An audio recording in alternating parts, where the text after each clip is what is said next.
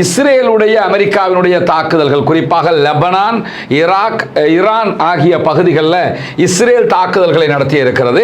இதில் ஈரானில் இதுவரைக்கும் 555 பேர் கொல்லப்பட்டிருக்கிறார்கள். இதில் 200க்கு மேற்பட்டவர்கள் குறித்த பாடசாலையில், சிறுமிகள் பாடசாலையில் நடத்தப்பட்ட தாக்குதலில் கொல்லப்பட்ட மாணவர்களாக இருக்கிறார்கள் என்பதையும் கவனிக்க வேண்டும். இதே நேரத்தில் இஸ்ரேலிய பிரதமர் பெஞ்சமின் நெதன்யாகுவினுடைய அலுவலகத்தின் மீது தாக்குதல்களை நடத்தி இருக்கிறார்கள். இந்த தாக்குதல்களால் அங்கு என்னென்ன விபரீதங்கள் ஏற்பட்டிருக்கிறது, எந்த அளவுக்குண்டான அழிவுகள் உண்டாகி இருக்கிறது என்பது போன்ற எந்த விதமான செய்திகளும் இதுவரைக்கும் வெளியாகவில்லை. ஆனால் இதுவரைக்கும் 10 அலை தாக்குதல்களை நடத்தியிருந்த ஈரான் 11வது அலை தாக்குதல்களை தற்போது ஆரம்பித்திருக்கிறது. எனவே நாயிம் காசிம் அவர்கள் இலக்கு வைக்கப்பட்டிருக்கிறார்கள். எந்த நேரத்திலும் நாங்கள் நாயிம் காசிமை கொல்லுவோம் என்கிற செய்திகளை இன்றைக்கு இஸ்ரேலுடைய பாதுகாப்பு அமைச்சர் வெளியிட்டிருப்பதை நம்ம பார்க்க முடியும். இதற்கிடையில் இன்றைக்கு ஈரான் மேல தாக்குதல் நடத்துவதற்காக தயாராகி பறந்து கொண்டிருந்த அமெரிக்காவினுடைய 3 ஜெட் விமானங்களை குவைத்தினுடைய பாதுகாப்பு தரப்பு, குவைத்தில் இருக்கக்கூடிய அமெரிக்காவினுடைய பாதுகாப்பு தரப்பே தவறுதலாக அடையாளம் கண்டு தாக்குதல் நடத்தி இருக்கிறார்கள். தவறுதலாக அடையாளம் கண்டு தாக்கப்பட்டதில்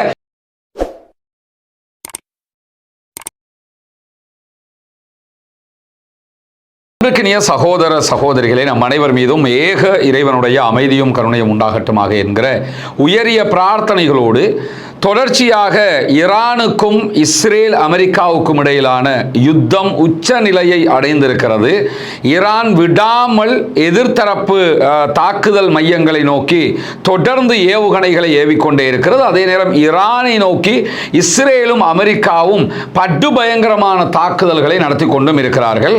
மொத்தத்தில் 2 தரப்பில் இருந்தும் கடுமையான எதிர்வினை தாக்குதல்கள் நடைபெற்றுக் கொண்டே இருப்பதை நம்ம அவதானிக்க முடிகிறது. இது அந்த தாக்குதல்களுடைய போங்க நம்ம கவனிச்சோம்னு சொல்லி சொன்னா 2 வல்லரசுகள் மோதிக்கொள்வதை போன்ற ஒரு காட்சியை நம்ம பார்க்க முடியும். அந்த அளவுக்கு ஈரான் எதிர்த்தரப்பை நோக்கி, அவர்களுடைய பேசுகளை நோக்கி உச்சமான தாக்குதல்களை நடத்தி கொண்டிருக்கிறது. இதுவரைக்கும் ஈரான் எங்கெல்லாம் தாக்கி இருக்கிறாங்க என்கிறத இந்த வரைபடத்தினூடாக நீங்க பார்க்க முடியும்.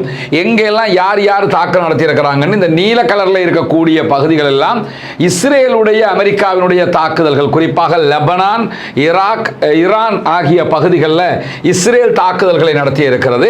இதில் ஈரானில் இதுவரைக்கும் 555 பேர் கொல்லப்பட்டிருக்கிறார்கள். இதில் 200க்கு மேற்பட்டவர்கள் குறித்த பாடசாலையில், சிறுமிகள் பாடசாலையில் நடத்தப்பட்ட தாக்குதலில் கொல்லப்பட்ட மாணவர்களாக இருக்கிறார்கள் என்பதையும் கவனிக்க வேண்டும். இதே நேரத்தில் ஈரான் நடத்தி இருக்கக்கூடிய தாக்குதல்களை எல்லாம் பார்த்தீங்கன்னா ஈரான் ஈராக்கில் இருக்கக்கூடிய அமெரிக்காவினுடைய பேஸ் மேலேயும், அதே போன்று அமெரிக்க ஆதரவு பெற்றவர்களுடைய விமானப்படை தளத்தின் மீதும் தாக்குதல் நடத்தி இருக்கிறார்கள். அதே போன்று குவைத் மேல தாக்குதல்களை நடத்தி இருக்கிறாங்க. பஹ்ரைன் மேல தான் அதிகமான தாக்குதல்களை நடத்தி கொண்டே இருக்கிறார்கள். அதே போன்று தற்போது கத்தர் மேலேயும் கடுமையான தாக்குதல்களை நடத்தி கொண்டிருக்கிறார்கள். யுஏஇ மேல தாக்குதல்களை நடத்துறாங்க.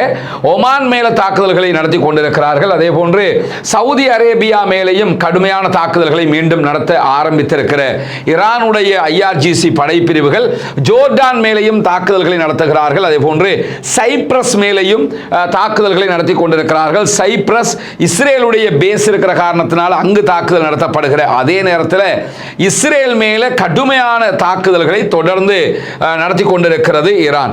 இஸ்ரேல் மேல நடத்தப்படுகிற தாக்குதல்கள் வளமைக்கு மாறான உச்சகட்டமான பதிலடி தாக்குதல்களாக இருக்கிறது என்பதை நாம் அவதானிக்க முடியும். குறிப்பாக நீங்க பார்த்தீங்கன்னா இஸ்ரேல் மேல நடத்தி இருக்கக்கூடிய தாக்குதல்கள் சற்று நேரத்துக்கு முன்பதாக நடத்தப்பட்டிருக்கக்கூடிய தாக்குதலுடைய காட்சியை தான் நீங்க பார்க்குறீங்க. இது ஒன்றும் காசா கிடையாது, இது இஸ்ரேல். இஸ்ரேலுக்குள்ளே இருக்கக்கூடிய தாக்குதல் நடத்தப்பட்டிருக்கக்கூடிய பகுதிகளுடைய காட்சிகள் தான் இங்கே பதிவு செய்யப்பட்டிருக்கிறது. இப்படி இஸ்ரேலை இலக்கு வைத்து கடுமையான தாக்குதல்கள் நடத்தப்படுகிற அதே நேரம் அரபு நாடுகளில் இருக்கக்கூடிய அமெரிக்காவினுடைய பேஸ இலக்கு வைத்து தாக்குதல்கள் நடத்தப்படுகிறது. தற்போது அதை மீறிய தாக்குதல்களையும் ஈரான் நடத்தக்கூடிய காட்சிகள் வெளியாகி கொண்டிருக்கிறது. இந்த அடிப்படையில் தான் இன்றைக்கு ஈரான் நடத்தி இருக்கக்கூடிய தாக்குதல்களில் மிக முக்கியமான விபரீதமான ஒரு தாக்குதல் என்னன்னு சொன்னா, இஸ்ரேலிய பிரதமர் பெஞ்சமின் நெதன்யாகுவினுடைய அலுவலகத்தின் மீது தாக்குதல்களை நடத்தி இருக்கிறார்கள். இந்த தாக்குதல்களால அங்கு என்னென்ன விபரீதங்கள் ஏற்பட்டிருக்கிறது, எந்த அளவுக்குண்டான அழிவுகள் உண்டாகி இருக்கிறது என்பது போன்ற எந்த விதமான செய்திகளும் இதுவரைக்கும் வெளியாகவில்லை. ஆனால் கடுமையான ஒரு தாக்குதல் நடத்தப்பட்டிருக்கிறது என்கிற செய்திகளை IRGC வெளியிட்டிருந்தது. அதே போன்று இஸ்ரேலிய ஊடகங்களும் தங்கள் மீது, தங்களுடைய பிரதமருடைய அலுவலகத்தின் மீது தாக்குதல்கள் நடத்தப்பட்டிருக்கிறது என்பதை உறுதிப்படுத்தி இருக்கின்றன. ஆனால் இந்த தாக்குதல்களுடைய விளைவு எப்படிப்பட்டது என்பதை பற்றிய செய்திகளை அவங்க சொல்லல. அதே நேரத்தில் இந்த தாக்குதலுக்கு ஈரான் பயன்படுத்தி இருப்பது ஈரானுடைய ஹைபர் வகையான ஏவுகணைகள். ஹைபர் ஏவுகணைங்கிறது ரொம்ப ஆபத்தான ஒரு ஏவுகணையாக பார்க்கப்படுகிறது. அந்த ஏவுகணையை தான் இஸ்ரேலிய பிரதமர் பெஞ்சமின் நெதன்யாகுவினுடைய அலுவலக தாக்குதலுக்கு ஈரான் பயன்படுத்தி இருக்கிறது. இதுவெல்லாம் ஆயத்துல்லா அலி ஹாமனி அவர்களுடைய மரணத்திற்கான பதிலடி தாக்குதல் என்று ஈரான் வர்ணித்துக் கொண்டிருக்கிறது. ஆயத்துல்லா அலி ஹாமனி அவர்கள் எப்படி கொல்லப்பட்டார்கள் என்பது தொடர்பான ஒரு முக்கியமான வீடியோ நம்முடைய ரஸ்மின் டாக்ஸ் என்கிற சேனல்ல நம்ம வெளியிட இருக்கிறோம். கண்டிப்பாக அந்த சேனலை சப்ஸ்கிரைப் செய்யாத சகோதரர்கள் சப்ஸ்கிரைப் செய்து இணைந்து கொள்வதனூடாக உடனுக்குடன் அந்த தகவல்களையும் நீங்கள் பெற்றுக்கொள்ள முடியும். இதே நேரம் ஈரான் தற்போது அமெரிக்காவினுடைய பேசுகளை இலக்கு வைத்து 11வது அலை தாக்குதல்களை ஆரம்பித்திருக்கிறது. அமெரிக்காவினுடைய புலனாய்வு மையங்கள், அதே போன்று ராணுவ ஆயுத கிடங்குகள், ஆதரவு தளங்கள் ஆகியவற்றை இலக்கு வைத்துத்தான் ஈரான் இந்த தாக்குதல்களை நடத்துகிறது என்று ஈரானுடைய அரச தொலைக்காட்சி சற்று நேரத்துக்கு முன்பதாக செய்தி வெளியிட்டிருக்கிறது. இதுவரைக்கும் 10 அலை தாக்குதல்களை நடத்தியிருந்த ஈரான் 11வது அலை தாக்குதல்களை தற்போது ஆரம்பித்திருக்கிறது. எனவே ஈரானுடைய குரூஸ் வகை ஏவுகணைகள், ஈரான் இருக்கக்கூடிய எல்லா வகையான ஏவுகணைகளையும் பயன்படுத்தி எல்லா பகுதிகள் மீதையும் ஈரான் தாக்குதல் நடத்தக்கூடிய காட்சிகளை நீங்க பார்க்க முடியும். இப்படியான ஒரு தாக்குதலை ஈரான் நடத்துவார்கள் என்று யாரும் எதிர்பார்க்கல. நடத்துவோம் சொன்னாங்க, ஆனா இந்த அளவுக்கு நடத்துவாங்க என்று யாருமே எதிர்பார்க்கல. குறிப்பாக துபாய் மேல கடும் தாக்குதல்கள் நடத்தப்பட்டு கொண்டே இருக்கிறது. துபாயினுடைய பல பகுதிகள் தீப்பற்றி எரியக்கூடிய காட்சிகள் வெளியாகி கொண்டிருக்கிறது. கத்தர் மேல அதே போன்று தாக்குதல்களை ஈரான் நடத்தி கொண்டே இருக்கிறது. இப்படி எல்லா அரபு நாடுகளிலும் இருக்கக்கூடிய பேசுகளையும் அமெரிக்கர்களையும் இலக்கு வைத்து இந்த தாக்குதல்கள் நடத்தப்பட்டு கொண்டே இருக்கக்கூடிய நேரத்தில் தான் வளைகுடா நாடுகளுடைய வான்வெளி மூடப்பட்டிருக்கக்கூடிய காரணத்தினால இதுவரைக்கும் 3400க்கும் மேற்பட்ட விமானங்கள் ரத்து செய்யப்பட்டிருக்கிறது. இதுதான் இந்த யுத்தத்தில் ஏற்படக்கூடிய மிகப்பெரிய இழப்பாக மாறி நிற்க போகிறது. என்னன்னா 3400 விமானங்கள் ரத்துங்கிறத கற்பனையாவது செய்ய முடியுமான்னு யோசிச்சு பாருங்க. சற்று நேரத்துக்கு முன்பதாகத்தான் துபாயில இருந்து 5 விமானங்கள் மாத்திரம் பயணிப்பதற்கான அனுமதியை பெற்றிருக்கின்றன. 5 விமானங்கள் கிளம்பி இருக்கிறது துபாயில இருந்து. அதுவும் முன்பதிவு செய்யப்பட்டவர்களுக்கு முன்னுரிமை கொடுக்கப்படுகிற அடிப்படையில் தான் அந்த விமானங்கள்ல பயணிகள் ஏற்றுக்கொண்டு பறக்க ஆரம்பித்திருக்கிறது. 5 விமானங்கள் எனும்போது மொத்த 195% விமானங்கள் ரத்தாகி இருக்கக்கூடிய நிலையை நம்ம பார்க்க முடியும். இது அத்தனை பேருக்கு மிகப்பெரிய ஒரு இழப்பாக மாறுகிறது, பொருளாதார அடியாக மாறுகிறது. எல்லா நாடுகளுமே இதில் பாதிக்கப்படுகிறது என்பதை நம்ம கவனிக்கணும். அதுதான் ஈரானுக்கு தேவையானதாகவும் இருக்கிறது. ஏன்னா எங்க மேல நீங்க அட்டாக் பண்றீங்களா, நாங்க எல்லார் மேலையும் அட்டாக் பண்ணுவோம், அப்ப யார் ஜெயிக்கிறாங்கிறத பார்ப்போம், எனக்கு வர்ற நஷ்டம் எல்லாருக்குமே வரட்டும் என்கிற அடிப்படையில் தான் ஈரான் தற்போது இந்த தாக்குதல்களை நடத்தி கொண்டிருக்கிறது. தாக்குதல்கள் நிறுத்தப்பட வேண்டும் என்றால் அரபு நாடுகள் உடனடியாக தாக்குதல்களை நிறுத்துமாறு அமெரிக்காவுக்கு அழுத்தம் கொடுக்கணுங்கிறதுக்காகத்தான் இந்த அமெரிக்காவினுடைய பேசுகளை இலக்கு வைத்து இப்படியான தாக்குதல்களை ஈரான் நடத்துகிறது. அதே நேரத்தில் சென்ட்ரல் ஈரானில் இருக்கக்கூடிய இஸ்பஹான் அணுசக்தி நிலையத்தின் மீது ஒரு பாரிய தாக்குதலை அமெரிக்கா நடத்தி இருக்கலாம் என்கிற செய்திகள் வெளியாகிறது. என்னன்னா இஸ்பஹான் பகுதிகளில் இருக்கக்கூடிய விமானப்படை தளம், அதே போன்று இஸ்பஹான் பகுதியில் இருக்கக்கூடிய அணு சுத்திகரிப்பு நிலையம், இந்த 2 இடத்திலையும் மிக பாரிய சப்தங்கள் கேட்டுக்கொண்டிருக்கிறது, குண்டு தாக்குதல் சப்தங்கள் கேட்கிறது என்று அங்க இருக்கக்கூடிய அல் ஜசீராவினுடைய பத்திரிகையாளர் சொல்லக்கூடிய செய்திகளை அல் ஜசீரா ஒளிபரப்பு செய்து கொண்டிருக்கிறது. எனவே இஸ்பஹான் மேல மீண்டும் அமெரிக்கா தாக்குதல்களை நடத்தி இருக்கலாம். ஈரானுடைய அணு உற்பத்தி நிலையங்களை அழிப்பதுதான் எங்களுடைய முக்கியமான இலக்கு என்று ஈரானும் அமெரிக்காவும் சொல்லக்கூடிய நேரத்தில் தான் இஸ்பஹான் மேல தற்போது தாக்குதல் நடத்தப்பட்டிருக்கிறது. உண்மையிலேயே இந்த தாக்குதல் அங்கிருக்கக்கூடிய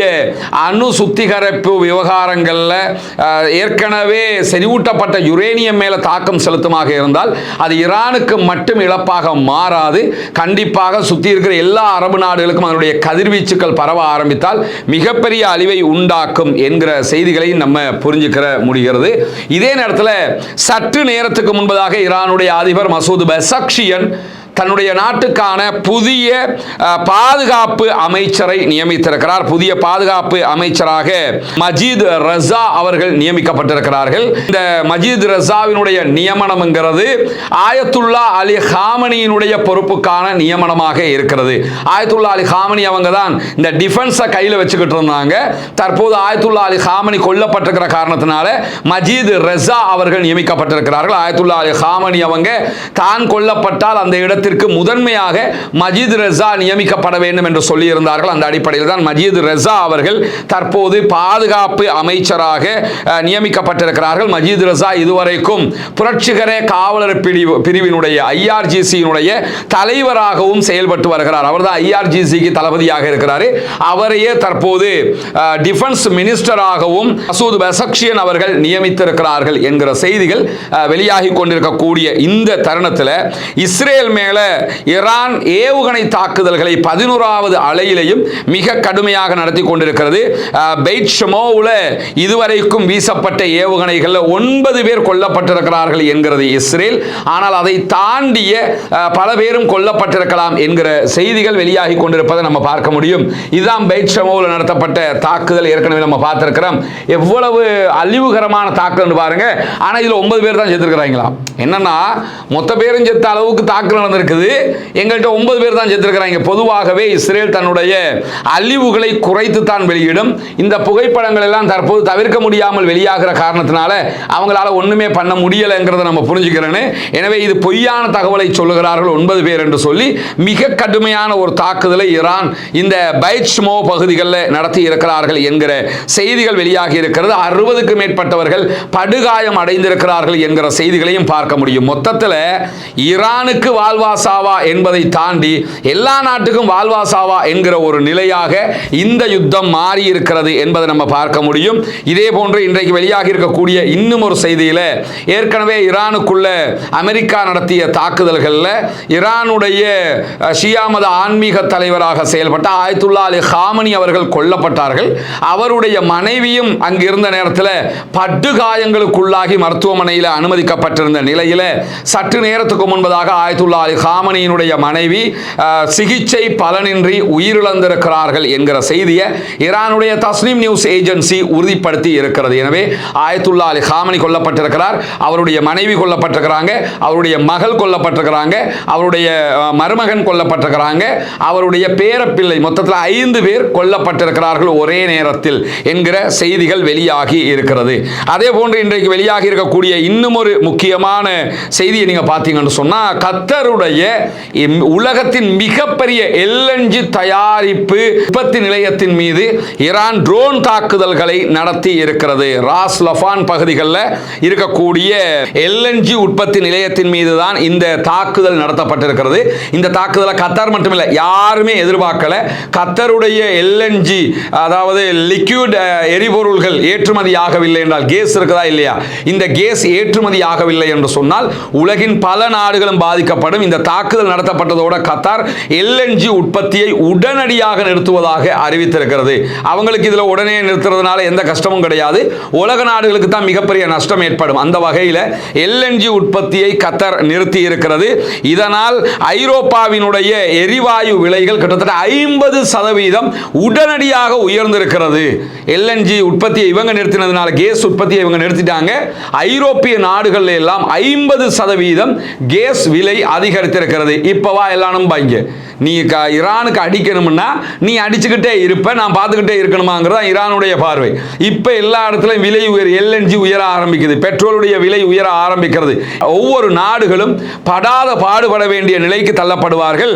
மொத்தத்தில் இந்த யுத்தம் நிறுத்தப்பட்டால் மட்டும்தான் இதற்கான தீர்வாக அது அமையும் என்கிற நிலையில தான் இன்றைக்கு காலை முதலாக நேரடியாக இஸ்ரேலோடு சண்டைக்கு களமிறங்கி இருக்கிறது ஹெஸ்புல்லாக்களுடைய படைப்பிரிவு. ஹெஸ்புல்லாக்கள் தொடர்ந்து இஸ்ரேலுடைய பல துறைமுக நகரங்கள் மேல தாக்குதல்கள் நடத்துகிறார்கள், ஏவுகணைகளை சரமாரியாக நடத்தி கொண்டிருக்கிறார். அதே நேரம் லெபனானுடைய தலைநகர் பெய்ரூத்ல படு பயங்கரமான தாக்குதல்களை இஸ்ரேலும் நடத்தி கொண்டிருக்கிறது. இஸ்ரேல் மேல மிக கடுமையான தாக்குதல்களை இவங்க நடத்தி கொண்டிருக்கிறாங்க. அதே மாதிரி தான் இவர்களை இலக்கு வைத்து தாக்குதல் நடத்துவதாக கூறி லெபனானுடைய தலைநகர் பெய்ரூத் மேல தாக்குதல்களை நடத்துகிறது இஸ்ரேலிய ஆக்கிரமிப்பு ராணுவம்.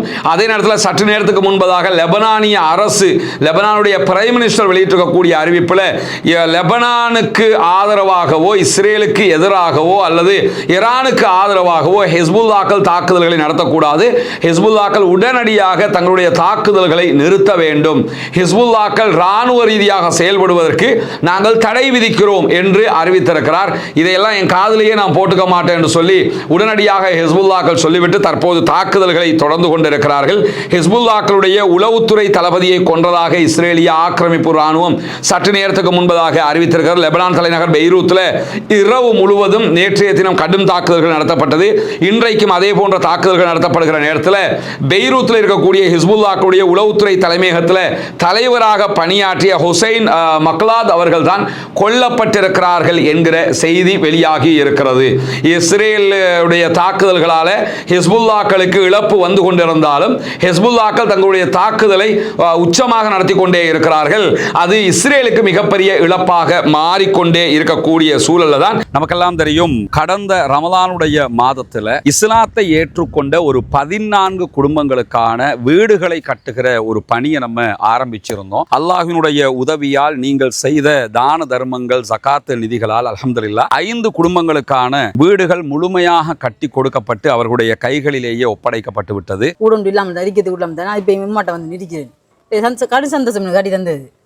இது உங்களோட வீடு, இனி ஃபௌமி வேலை நடக்குதாண்டெல்லாம் பார்க்க வர மாட்டார், வேலையெல்லாம் முடிச்சிட்டோம் நாங்க. சரிதானே? உங்களுக்கு எப்படிமா சந்தோஷமா? நிறைய பேருக்கு உதவி செஞ்சிருக்காங்க, அவங்களுக்கு என்ன சொல்ல நினைக்கிறீங்க? துவா செய்யுங்க, சரியா? தொழுகை நோன்பு அதுகளை எல்லாம் ரொம்ப கடைப்பிடிச்சு கொள்ளணும், மார்க்க விஷயங்கள் தானே. அல்லாட்ட நம்ம உலகத்துக்கு எங்களால் முடிஞ்சதை நாங்கள் செஞ்சிட்டோம், மறுமைக்கு நீங்கள் தான் தேடிக்கொள்ளணும், சரிதானே? இந்த வீடு கட்டி முடிஞ்சதோடு நாங்கள் வர்றோம். அவங்களோட மனைவி வந்துட்டாங்க வீட்டுக்கு. கேட்கும்போது என்ன சொன்னாருண்டா, நான் இதுக்கு தான் நினைப்பேன், அந்த வீடு நீங்கள் கட்டி தந்துட்டீங்க, எனவே நாங்கள் இனி சந்தோஷமாக இருப்போம். என் பிள்ளைகள் இப்போ நிம்மதியாக பழக்கக்கூடிய அளவுக்கு நிம்மதியாரி அல்லாஹ் அவங்களோட எண்ணங்களை பேசாக்குவான் இன்ஷா அல்லாஹ். ரொம்ப மகிழ்ச்சியான தருணங்களாக அந்த தருணங்கள் இருந்தது. காரணம் என்னன்னா, இஸ்லாத்தை புனிதமிக்க வாழ்க்கை நெறியாக அவர்கள் ஏற்றுக்கொண்டிருக்கிறார்கள். ஏற்றுக்கொண்டவர்களுக்கு ஒரு வாய்ப்பாக அவர்களுடைய வறுமை நிலையை போக்கும் விதமாக இந்த சந்தர்ப்பம் அமைந்திருந்தது. அந்த அடிப்படையில் மீதமுள்ள 9 குடும்பங்களுக்கான வீடுகளை கட்ட வேண்டிய தேவை நமக்கு இருக்கிறது. நம்ம ஒட்டுமொத்தமாக கோடிக்கணக்கில் காசை கொண்டு வந்து வச்சு இந்த பணிகளை பண்றது இல்லைங்கிறது உங்களுக்கு தெரியும். நம்முடைய வீடியோவை பார்க்கக்கூடிய மக்களுக்கு கன்வே பண்றோம். அந்த மக்கள் தரக்கூடிய பொருளாதாரத்தை கொண்டுதான் இந்த வேலைகளை நம்ம செஞ்சுக்கிட்டு இருக்கிறோம். குறிப்பாக இந்த பணிகளுக்காக 100 ரூபாய், 200 ரூபாய், 500 ரூபாய், 1000 ரூபாய் என்று சின்ன சின்ன தொகைகளை கூட தந்து உதவிய பெருமனது கொண்ட சகோதர சகோதரிகளை நம்ம பார்த்திருக்கிறோம். அதே மாதிரி லட்சங்களில் உதவி செய்த சகோதர சகோதரிகளையும் பார்த்திருக்கிறோம். ஒவ்வொருத்தருக்கு எவ்வளவு முடியுமோ அந்த அடிப்படையில் நமக்கு அதை தந்து உதவி இருக்கிறார்கள். அதன் அடிப்படையில் தான் 5 வீடுகள் கம்ப்ளீட்டடாக நம்ம கட்டி கொடுத்திருக்கிறோம் அல்ஹம்துலில்லாஹ். இப்போது நம்ம இருக்கக்கூடிய இந்த பகுதிகளில் 4 வீடுகள் கட்டுவதற்குரிய ஏற்பாடு நடந்து கொண்டிருக்கிறது. 2 வீடுகளுக்கான அத்திவாரம் போட்டிருக்கிறோம். இந்த அத்திவாரம் தித்வா புயல் வர்றதுக்கு முன்னாடி போட்டது. புயல் வந்ததோடு அந்த புயல் பணிகள் அந்த வேலைகளால் நமக்கு இதெல்லாம் நிறுத்தி இருந்தோம். அதனால தான் நம்ம விளம்பரங்களும் அது தொடர்பாக எங்கேயுமே போடலை. தற்போது புனிதமிக்க ரமலானுடைய மாதத்தை அடைந்திருக்கிறோம். நபிகள் நாயகம் ஸல்லல்லாஹு அலைஹி வஸல்லம் அவர்கள் காற்றை விட வேகமாக ரமலானிலே தர்மங்களை செய்வார்கள், தான தர்மங்களை அள்ளி கொடுப்பார்கள் என்கிற நபிமொழிகளை சஹீஹுல் புகாரி, முஸ்லிம் உள்ளிட்ட நபிமொழி கிரந்தங்களில் நம்ம பார்க்குறோம். ஏன்னா அவ்வளவு அதிக அதிகமாக ரசூலுல்லாஹ் தான தர்மங்களை செய்து கிடைக்கிறதையெல்லாம் கொடுத்து நன்மைகளை சேகரித்துக் கொள்வார்கள்.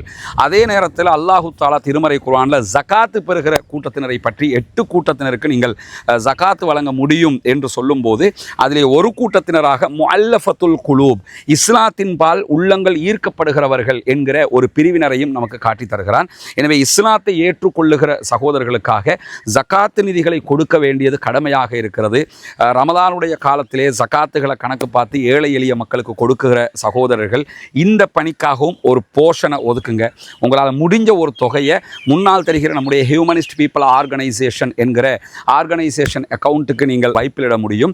அதே நேரத்தில் வெளிநாடுகளில் இருக்கக்கூடிய சகோதரர்கள் இந்த குறித்த அக்கௌண்ட்டுக்கு வைப்பிலிட முடியாது என்று சொல்லுகிற போது அதில் முன்னாடி தெரிகிற என்னுடைய வாட்ஸ்அப் நம்பருக்கு நீங்கள் தொடர்பு கொள்ள முடியும். உங்களுக்கு எப்படி நீங்கள் பணம் அனுப்பணும் என்கிற வழிமுறைகளை நம்ம லீகலாக சொல்லித் தருவதற்கு கடமைப்பட்டிருக்கிறோம். எனவே நாமே ஆரம்பித்த பணி நாமே முடிக்க வேண்டும் என்கிற அடிப்படையில் நம்ம அத்தனை பேரும் சேர்ந்து 1000 ரூபா 2000 ரூபா லட்சங்கள் என்று எது நம்மளால் முடியுமோ அதை போட்டு இன்னும் ஒரு 9 வீடுகள் கட்டி முடிக்க வேண்டி இருக்கிறது. இந்த பணியில் அத்தனை பேரும் இணைந்து கொள்ளுங்கள். உங்களுடைய ஜகாத்து தான தர்மங்களை ரமலானுடைய காலத்திலே இதற்காக வழங்குங்கள். வாரி வழங்குகிற போது நாளை மறுமையிலே அல்லாஹு தஆலா உயர்தரமான ஜன்னத்துல் ஃபிர்தௌஸிலே உங்களுக்கான அழகான ஒரு வீட்டை தருவதற்கு காத்து கொண்டிருக்கிறான். ஏழை எளிய மக்களுக்காக உழைப்போம், அவர்களுக்காக கொடுப்போம். நாளை மறுமையில் நிரப்பமான கூலிகளை பெற்றுக்கொள்வோம். இஸ்ரேலிய பாதுகாப்பு அமைச்சர் ஹிஸ்புல்லாவினுடைய தலைவர் நாயிம் காசிம் அவர்கள்தான் அடுத்த இலக்காக இருக்கிறார்கள் என்று வெளிப்படையாகவே அறிவித்திருக்கிறார். ஏற்கனவே ஹசன் நஸ்ருல்லா அவங்க கொல்லப்பட்டாங்க. கொல்லப்பட்டதற்கு பதிலாகத்தான் நாயிம் காசிம் அவர்கள் ஹிஸ்புல்லாக்களுக்கு தலைமை பொறுப்பேற்று வழிநடத்தி கொண்டிருக்கிறார். தற்போது நாயிம் காசிம் அவர்கள் இலக்கு வைக்கப்பட்டிருக்கிறார்கள். எந்த நேரத்திலும் நாங்கள் நாயிம் காசிமை கொல்லுவோம் என்கிற செய்திகளை இன்றைக்கு இஸ்ரேலுடைய பாதுகாப்பு அமைச்சர் வெளியிட்டிருப்பதை நம்ம பார்க்க முடியும். இதற்கிடையில் இன்றைக்கு ஈரான் மேல தாக்குதல் நடத்துவதற்காக தயாராகி பறந்து கொண்டிருந்த அமெரிக்காவினுடைய 3 ஜெட் விமானங்களை குவைத்தினுடைய பாதுகாப்பு தரப்பு, குவைத்தில் இருக்கக்கூடிய அமெரிக்காவினுடைய பாதுகாப்பு தரப்பு தவறுதலாக அடையாளம் கண்டு தாக்குதல் நடத்தி இருக்கிறார்கள். தவறுதலாக அடையாளம் கண்டு தாக்கப்பட்டதில் குறித்த 3 ஜெட் விமானங்களும் உடனடியாக அழிக்கப்பட்டிருக்கிறது. அதிலே இருந்தவர்கள் தற்போது உயிர் பிழைத்திருக்கிறார்கள், தப்பி இருக்கிறார்கள் என்கிற செய்திகள் வெளியாகி இருக்கிறது. எது எப்படி போனாலும் குவைத் மேல தாக்குதல் நடத்தப்பட்ட நேரத்தில் அதற்கு டிஃபெண்ட் பண்ணுவதற்காகத்தான் அமெரிக்கா களமிறங்கி தாக்குதல் நடத்துகிறது என்று சொன்னார்கள். குவைத் மேல ஈரான் தாக்குதல் நடத்தல, குவைத்தில் இருக்கக்கூடிய அமெரிக்காவுடைய பேஸ் மேல தான் தாக்குதல் நடத்திக்கிட்டு இருக்கிறாங்க. அந்த தாக்குதலுக்கு பதிலடியாக அவர்களுடைய விமானங்கள் ஈரானை தாக்குவதற்கு முற்பட்ட நேரத்தில் தான் அவர்களே அனுப்பிய ராக்கெட் லான்ச்சர்கள் மூலமாக அமெரிக்காவினுடைய 3 விமானங்கள், கிட்டத்தட்ட F-15 வகையான விமானங்கள், 3 விமானங்கள் சுட்டு வீழ்த்தப்பட்டிருக்கிறது. தன்னைத்தானே சுட்டுக்கொள்ளுகிற ஒரே ஆட்களாக இருக்கிறாங்க. உலகத்தில் மிகப்பெரிய ராணுவம், எங்கள்கிட்ட தான் டெக்னாலஜிங்கிறாங்க. ஆனால் அவங்கள ஆட்களுங்கிறத கூட அடையாளம் காணாம அவங்கள விமானங்களையே சுட்டு வீழ்த்திருக்கிறாங்க என்கிற கேவலமான செய்தியும் இந்த நேரத்திலே வெளியாகி இருக்கக்கூடிய தருணத்தில் தான் ஓமானுக்கு அருகிலே இன்றைக்கும் ஒரு டேங்கர் கப்பல் தாக்கப்பட்டிருக்கிறது என்கிற செய்திகள் வெளியாகி இருக்கிறது. இதில் இதுவரைக்கும் எத்தனை பேர் கொல்லப்பட்டிருக்கிறார்கள், என்ன விதமான அழிவுகள் ஏற்பட்டிருக்கிறது என்கிற செய்திகள் வெளியாகவில்லை. இதுவரைக்கும் வெளியாகி இருக்கக்கூடிய மேலதிக தகவல்களில் இந்த கப்பல்கள் மேல நடத்தப்பட்ட தாக்குதல் என்பது வெடிபொருட்கள் நிறைந்த ஒரு படகு ட்ரோன் மூலமாக நடத்தப்பட்டிருக்கிறது. MKD வயோம் என்கிற எண்ணெய் டேங்கர் தான் தாக்கப்பட்டிருக்கிறது என்று சொல்லி ஓமானுடைய கடல்சார் பாதுகாப்பு மையம் தெரிவித்திருக்கிறது. இன்றைக்கு ஒரு கப்பலை தாக்கியிருக்கிறாங்க, நேற்றைய தினம் 3 கப்பல்களை தாக்கியிருந்தாங்க, அதுக்கு முன்னாடி ஒரு கப்பலை தாக்கியிருந்தாங்க. மொத்தத்தில் இதுவரைக்கும் 5 கப்பல்கள் தாக்குதலுக்கு உள்ளாகி இருக்கிறது ஹார்மோஸ் நீர்நிலை பகுதிகளில், ஓமான் வளைகுடா பகுதிகளில். எனவே இதுவரைக்கும் அங்கே இருக்கக்கூடிய கப்பல்கள் மேல, டேங்கர்கள் மேல ஈரான் தாக்குதல்களை நடத்த ஆரம்பிக்கவே இல்லை. அப்படி உச்சமாக நடத்த ஆரம்பிச்சிட்டாங்கன்னா அது எல்லா நாடுகளுக்கும் மிகப்பெரிய ஒரு பாரிய இழப்பாக மாறிவிடும் என்பதையும் நம்ம புரிந்து கொள்ளுகிற அதே நேரத்தில் சற்று நேரத்துக்கு முன்பதாக எப்படி கத்தருடைய LNG உற்பத்தி மையத்தை நோக்கி, அதாவது கேஸ் உற்பத்தி மையத்தை நோக்கி தாக்குதல்கள் நடத்தப்பட்டதோ ஈரான்ல இருந்து, அதே மாதிரியான தாக்குதல்கள், ஆளில்லா விமான தாக்குதல் சற்று நேரத்துக்கு முன்பதாக சவுதி அரேபியாவினுடைய அரம்கோ மேல நடத்தப்பட்டிருக்கிறது. அரம்கோங்கிறது சவுதி அரேபியாவுடைய மிகப்பெரிய எண்ணெய் உற்பத்தியாக இருக்கிறது. இதுதான் அரம்கோவினுடைய எண்ணெய் உற்பத்தி செய்யக்கூடிய பகுதியாக இருக்கிறது. இங்கே இருக்கக்கூடிய அதனுடைய மிகப்பெரிய ராஸ் தனூரா என்கிற சுத்திகரிப்பு நிலையத்தின் மீது தான் தாக்குதல் நடத்தப்பட்டிருக்குது. தாக்குதலில் அந்த சுத்திகரிப்பு நிலையம் வெட்டிச்சு செதறக்கூடிய காட்சிகள் நீங்க பார்க்கலாம். அங்கு வேலை செய்யக்கூடியவர்கள் உடனடியாக வெளியேற்றப்பட்டு கொண்டிருக்கிறார்கள். இது இந்த யுத்தத்தில் இன்னும் ஒரு திருப்பு முனையாக மாறுவதற்கான வாய்ப்பு இருக்கிறது. காரணம் என்னன்னு கேட்டா, ஏற்கனவே ஹூத்திஸுக்கும் சவுதி அரேபியாவுக்கும் இடையில பாரிய யுத்தம் ஒன்று நடந்து கொண்டிருந்த நேரத்தில் ஹூத்திஸ் என்ன பண்ணாங்க என்று சொன்னா, ஒரு கட்டமாகும் போது இதே சவுதி அரேபியாவினுடைய அரம்கோ மேலதான் ஆளில்லா விமான தாக்குதல்களை நடத்தி இருந்தார்கள். அந்த தாக்குதலுக்கு பிறகுதான் உடனடியாக ஹவுதீஸோட சவுதி அரேபியா ஒரு பேச்சுவார்த்தையை நடத்தி சமாதான நிலைக்கு வந்தாங்க. ஏன்னா சவுதி அரேபியாவுடைய ஹார்ட் என்றே சொல்லலாம் இந்த அரம்கோவை. அந்த அரம்கோ மேலதான் தற்போது அங்கிருக்கக்கூடிய சுத்திகரிப்பு நிலையத்தின் மீது தாக்குதல் நடத்தப்பட்டிருக்கு. அரம்கோவில் இருக்கிற மிகப்பெரிய சுத்திகரிப்பு நிலையமாக இருப்பதே ராஸ் தனூரா என்பதுதான். அதன் மீது தான் தற்போது தாக்குதல்கள் நடத்தப்பட்டு அது பற்றி எரிந்து கொண்டிருக்கிறது என்கிற காட்சிகளும் வெளியாகி கொண்டிருக்கிறது. எனவே ஈரான் மேல அமெரிக்கா தாக்குதல் நடத்த போனது. அந்த தாக்குதல்களில் ஈரான் பாதிக்கப்படுகிற அதே நேரம் மிக கடுமையாக அமெரிக்காவோடு இசைந்து போகிற அரபு நாடுகள் பாதிக்கப்பட்டு கொண்டிருக்கின்றன என்பதை நம்ம அவதானிக்க முடியும். இங்க ஒன்று நீங்க புரிஞ்சுக்கிறங்க, அரபு நாடுகளில் ஏன் இவ்வளவு அமெரிக்கன் பேஸ் இருக்குதுங்கிறத நம்ம தெளிவாக புரிஞ்சுக்கிறோம்.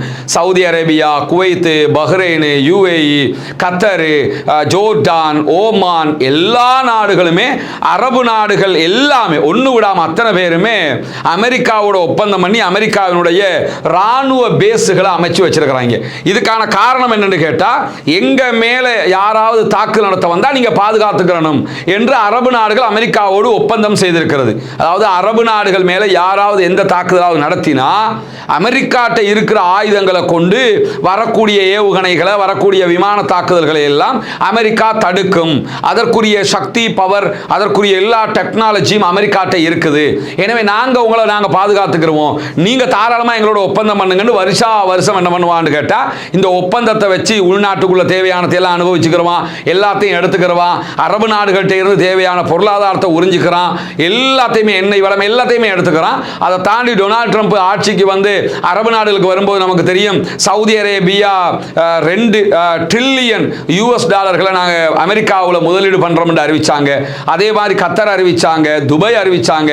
இப்படி எல்லா நாடுகளுமே அமெரிக்காவில் நாங்கள் முதலீடு பண்றோம் என்று அறிவிக்கிற அளவுக்கு முழுவதுமாக எதுக்காக இதை பண்ணுவாங்கன்னு சொல்லி சொன்னா, எங்க நாட்டுக்கு யாரும் தாக்குதல் நடத்தக்கூடாது, அதை நீங்க பாதுகாத்துக்கணுங்கிறதுக்காகத்தான். அது இஸ்ரேல் கத்தர் மேல தாக்குதல் நடத்தியதா இல்லையா, பாலஸ்தீன விடுதலை அமைப்பினுடைய நிர்வாகிகளை நோக்கி அந்த தாக்குதல் நடத்தப்பட்ட நேரத்திலையும் இந்த ஒப்பந்தம் புதுப்பிக்கப்பட்டது. இனிமே யார் தாக்கினா நாங்கள் உங்களை பார்த்துக்கிறோம். ஆனா இப்ப ஈரான் வச்சு வெளுத்துக்கிட்டு இருக்கிறான், ஒன்னையுமே பண்ண முடியலங்கிறத கண்ணால பார்க்கிறோமா இல்லையா? அப்ப என்ன அர்த்தம் கேட்டா, அரபு நாட்டுக்காரங்களை மந்தைகளாக நினைச்சுக்கிட்டு ஏமாத்திக்கிட்டு இருக்கிறான்னு புரியுதா இல்லையா? உன்னை எவனாவது தாக்கினா நாங்கள் பாதுகாப்போம்னா இப்ப பாதுகாத்துருக்கணுமா இல்லையா?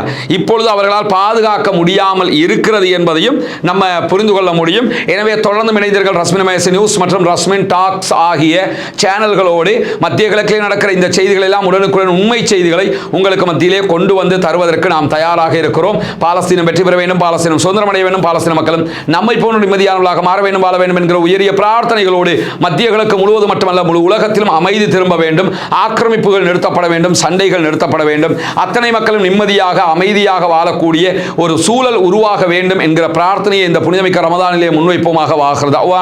அல்ஹம்துலில்லாஹி ரப்பில் ஆலமீன்.